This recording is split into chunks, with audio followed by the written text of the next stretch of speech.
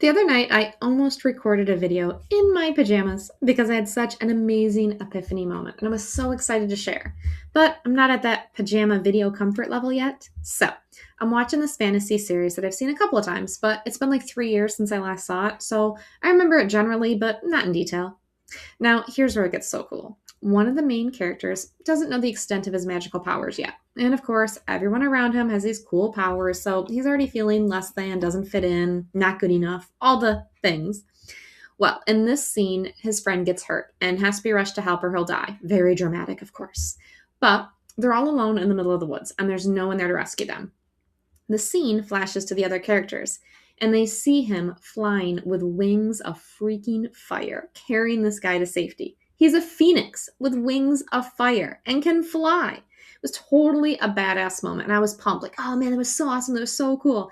I said to myself, I'm so glad that I forgot what happened so that I could experience it again.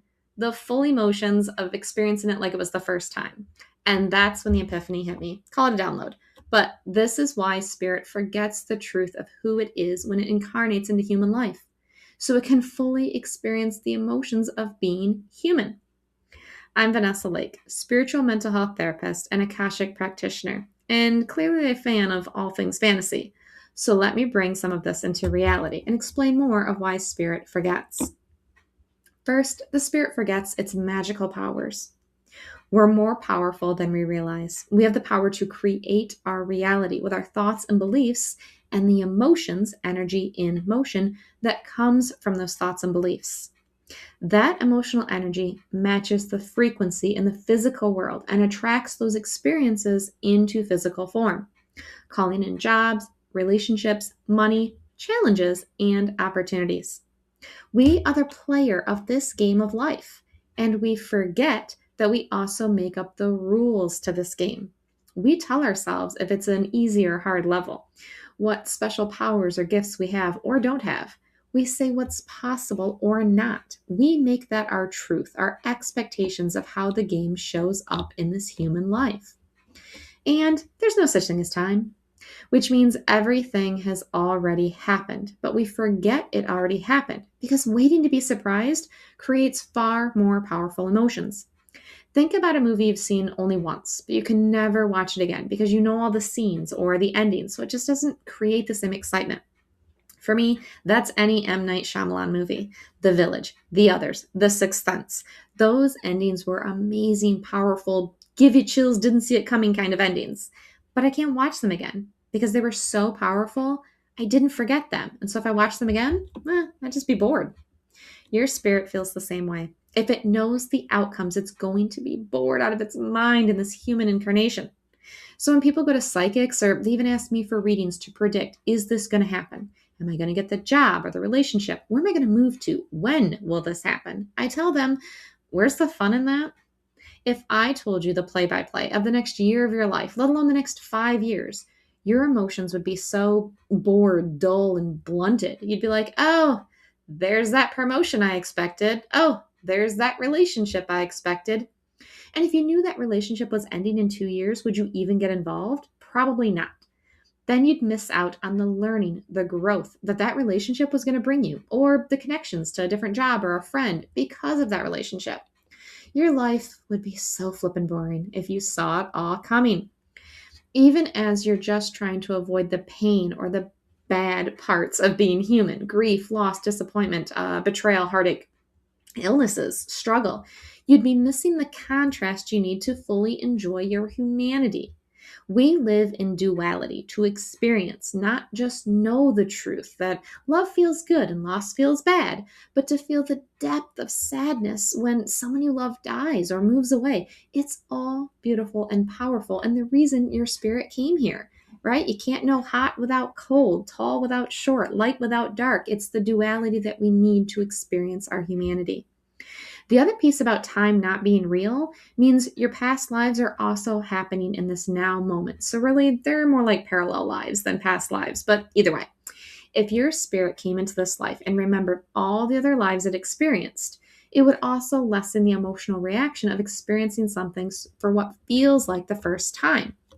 We remember the first time we fell in love, the first date of the spouse we married, the, birth of your children. But if you remember that you've been with that same partner or your children in 8 other lifetimes in different roles, you might have you again, less excited feeling, or worse, oh, hey, you're the one who killed me in 1652.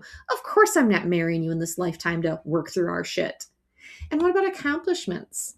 When I wrote and published my first book, I called on my parallel lives that I know have written or published books, even just my future self in this lifetime that I knew completed the task already.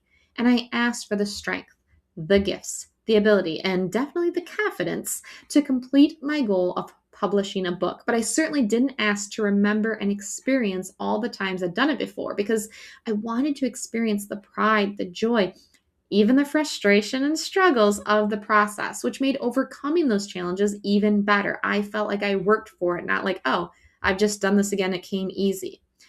And there was certainly unexpected twist in publishing my book, but I did it. And it was like that, hell yeah, I accomplished this emotional, year-long roller coaster of experience, and I did it. It wasn't oh, well, I did this for the 35th time in the last 63 lifetimes. That doesn't hold the same emotional energy. I share this for you to see the beauty, the necessity of the spirit forgetting past lives and forgetting your power. So when you step into it, you can have your own hell yeah, that was awesome kind of moment. You're not meant to forget forever. It's the realization of your power, abilities, remembering, oh, I've done this before, so of course I can feel confident to do it again.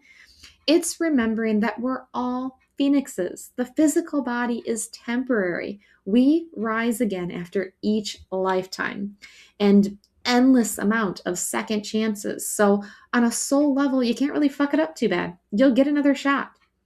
That the wounds of being human, emotional or physical, those scars are temporary. You will rise again stronger with more experience, even if it stays in your subconscious for most of your life. Remembering is just part of the journey because once you remember the truth of who you are, your powers, your abilities, that your spirit can't die, then you get to have more fun, intentionally, consciously creating the life you desire. And of course, if you need help remembering your truth, I teach people to access their Akashic records, their soul book of all their lifetimes, to call in their gifts, to heal the wounds of being human, to not just know or be told, but to feel their own power. Learn more by checking out the link in the description.